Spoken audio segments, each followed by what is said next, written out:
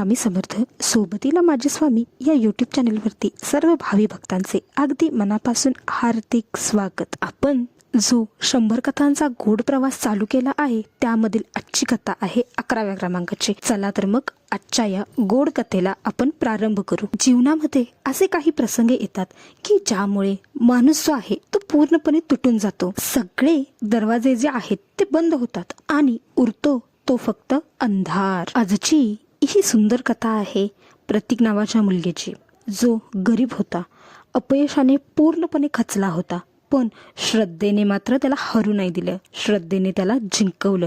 त्याचीच यशोगाथा आहे आजची ही कथा। प्रतीक हा मध्यमवर्गीय मुलगा होता। त्याचे वडील छोटीशी नोकरी करत होते, आई गृहिणी होती आणि त्याचं एकच स्वप्न होतं ते म्हणजे सरकारी नोकरी मिळवण्याचं।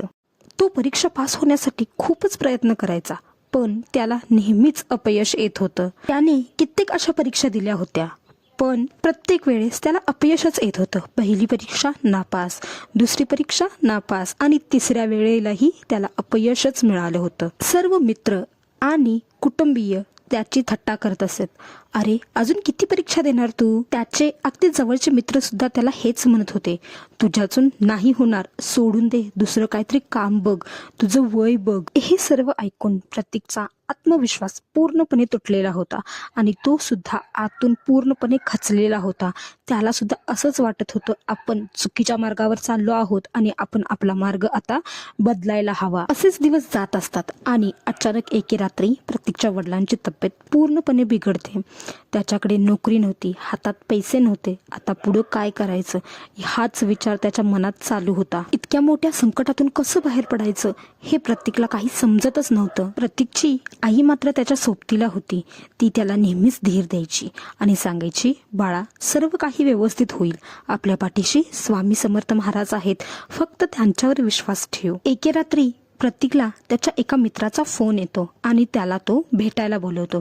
त्याच घाई गडबडीत प्रतीक घराच्या बाहेर पडतो, पण ते पावसाचे दिवस असतात, पाऊस प्रचंड प्रमाणात पडत असतो। अति पाऊस असल्यामुळे तो एका हॉलच्या दारात थांबतो आणि जास्त पाऊस आल्यामुळे तो त्या हॉलच्या आत जातो। त्या हॉलमध्ये स्वामी महाराजांचा उत्सव चालू होता। तेथील भक्तिमय वातावरणात प्रतीक जसा हरवलाच होता। त्याला आपल्या आयुष्यात किती दुःख आहे किंवा आपल्या आयुष्यात किती उलथापालथ झाली आहे याचं भानच राहिलं नाही। थोड्या वेळातच प्रतीक पूर्णपणे भानावर येतो। भानावरती आल्यानंतर स्वामींची तेजस्वी मूर्ती पाहून त्याला अश्रू अनावर होतात। मी पूर्णपणे हारलो आहे स्वामी, मला योग्य तो मार्ग दाखवा स्वामी, तुमची छत्रछाया माझ्यावर नेहमीच असू दे स्वामी, माझं काही चुकलं असेल तर मला माफ करा स्वामी। त्या दिवशी त्याला एक वेगळीच ऊर्जा जाणवते। त्याने नित्यनियमितपणे स्वामींची आराधना करायला चालू करतो। तो यामध्ये तो रोज 11 जप माळ, त्याचबरोबर स्वामींचं ध्यान, त्याचबरोबर तारक मंत्र सुद्धा तो म्हणायला लागतो। हळूहळू त्याच्या आयुष्यामध्ये बदल दिसू लागला होता।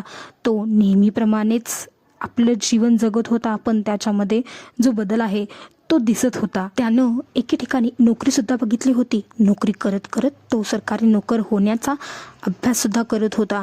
त्याचबरोबर तो त्याच्या आई वडिलांना सुद्धा खूप मदत करू लागला होता। बघता बघता त्याच्या परीक्षेचा दिवस आला, परीक्षा झाली आणि रिझल्ट लागला। रिझल्ट असा होता की ज्यामुळे सगळ्यांचेच डोळे पाणावले होते, कारण प्रत्येकचं जे आहे ते सिलेक्शन झालं होतं आणि तो सरकारी नोकरदार झाला होता। सरकारी नोकरदार झाला म्हणून त्याने स्वामींची सेवा जी आहे ती नित्यनियमितपणे तो करतच होता। त्याने ती सेवा बंद नाही केली आणि अशा प्रकारे तो त्याच्या आयुष्यामध्ये सुखी झाला। आजची ही कथा आवडली असल्यास नक्की लाईक करा, शेअर करा आणि माझ्या चॅनेलला सबस्क्राईब करा। कमेंटमध्ये श्री स्वामी समर्थ नामाचा जयघोष करण्यास विसरू नका। धन्यवाद।